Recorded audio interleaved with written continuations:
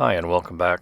Today I'm going to be forging a pair of ring tongs, and ring tongs are used to hold stock across the width of the jaws as opposed to along their length, which is the way most tongs are intended to be used.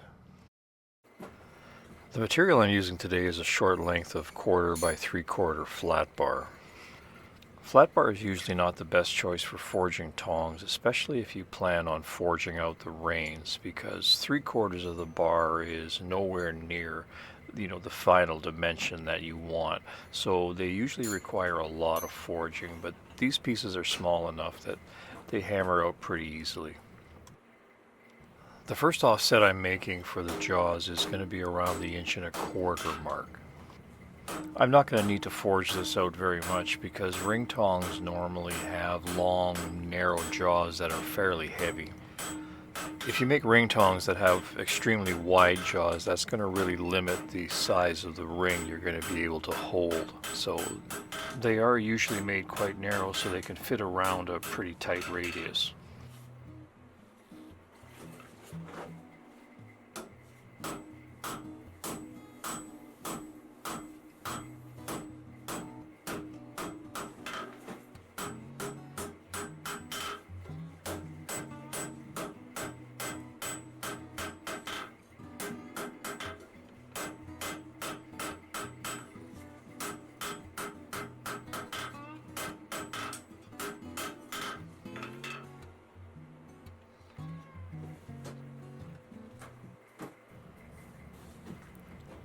The bar stock that I'm using is exactly what I need for the boss, so I'm going to skip over the second offset, which usually creates the traditional jaw shape in a pair of tongs, and I'm going to move right over to creating the offset that's going to define the top end of the handles.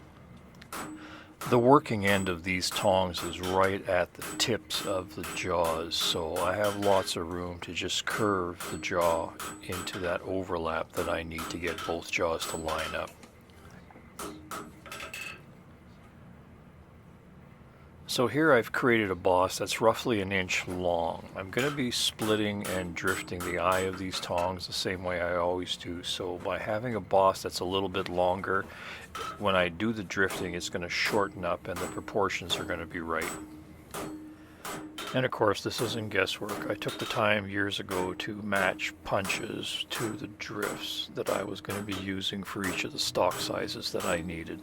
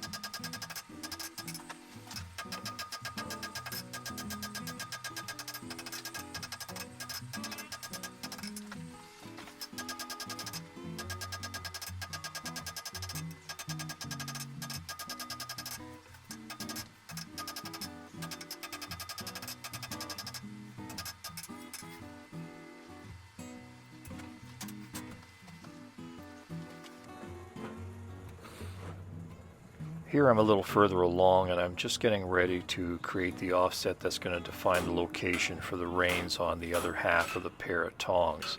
But I'm not committing to the location just yet. I'm just marking it and I'm comparing it with the first offset that I made. Even though I know the measurements and I try to measure as accurately as possible, it's always a good idea to compare the two pieces so that they look the same. So if one's a little off, the tongs aren't going to look right unless the other one is off by the same amount. So, you try as hard as you can, but every once in a while things drift and you don't realize it. So, before I actually commit to the location, compare the two, make the two the same, and then even if they look kind of goofy, at least they're going to look symmetrical.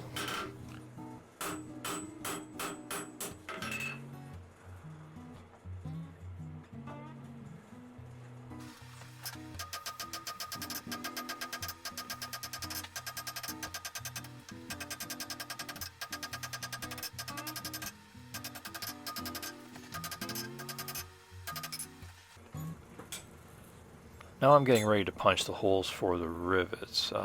In this heat, all I'm trying to do is set up the location of the punch. So I'm just punching a very shallow depression into the surface of the tong blank, and I'm having a good look at it, making sure that it's centered. If I need to move it, I can at this point because I haven't committed to this whole location.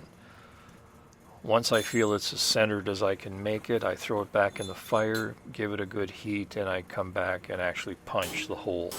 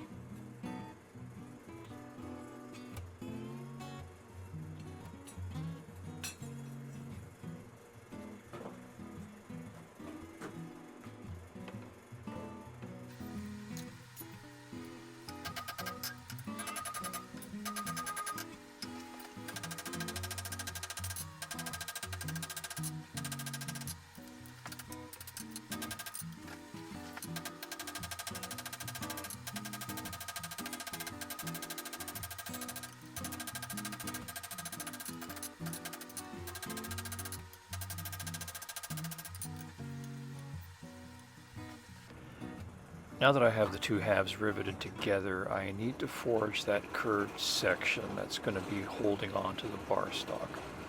I'm going to be demonstrating two different ways of forging the jaws. The first one is to hold the reins closed and forging the jaws open so that you have enough room to shape that curved section.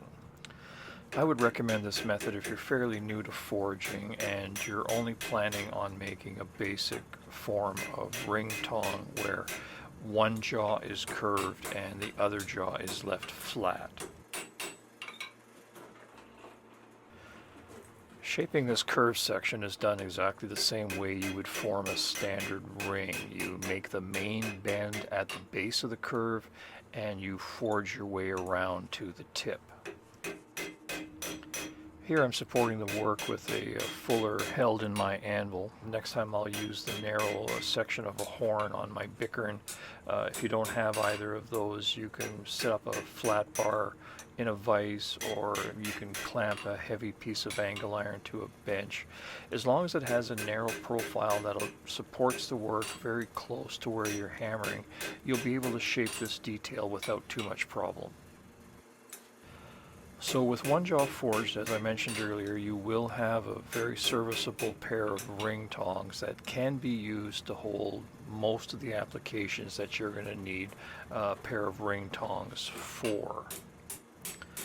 However, I'm going to be using this pair of ring tongs for holding chisels and punches at the anvil, so I want the extra holding power that I'm going to get by having both jaws curved.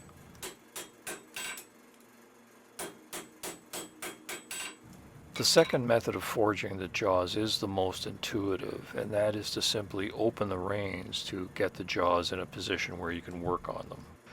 It does take a little bit of practice to forge on the jaws while the tongs are in an open position, but with this application you really don't have any choice. Having to forge the jaws open and closed every time you need to take a measurement is not only very time consuming, it's probably going to lead to stress fractures. I'm going to be shaping the other jaw over a bickern because I want the horn to create a really nice radius for the first bend. If I need to move it around to match the other jaw, I don't want a sharp crease there that I might get from a fuller. And once I'm happy with the location, I'll wrap it around the same way I did the other side. In this heat, I'm going to finish freeing up the hinge area. The hinge worked loose earlier, and I left it tight because I wanted to be able to jam the tongs in an open position so they wouldn't interfere with the forging that I'm doing. So now that I'm done that section, I just need tongs that can open and close very easily. The final step is to size the jaws around the pin that you're going to be using.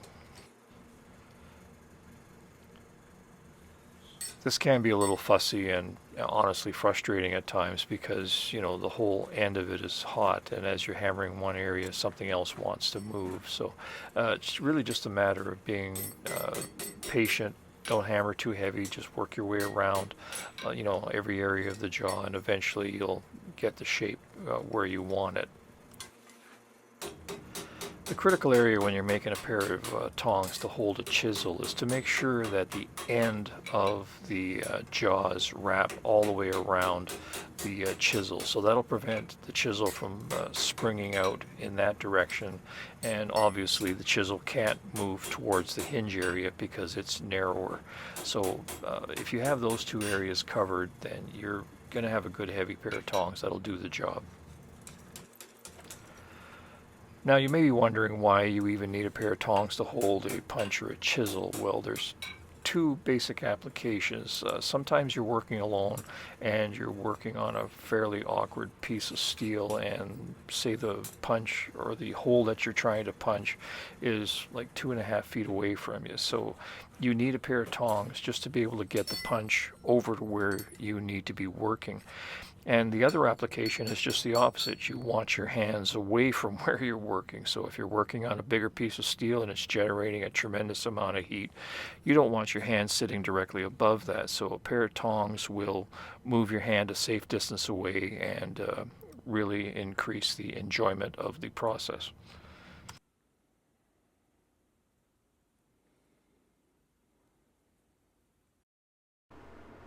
Hi, I'm Dennis, and thanks for watching. If you have any questions, you can contact me by using the email address that I have shown here. If you like the channel and the work that I'm doing, please consider becoming a patron. Every dollar you contribute will bring me one step closer to being able to produce videos full-time.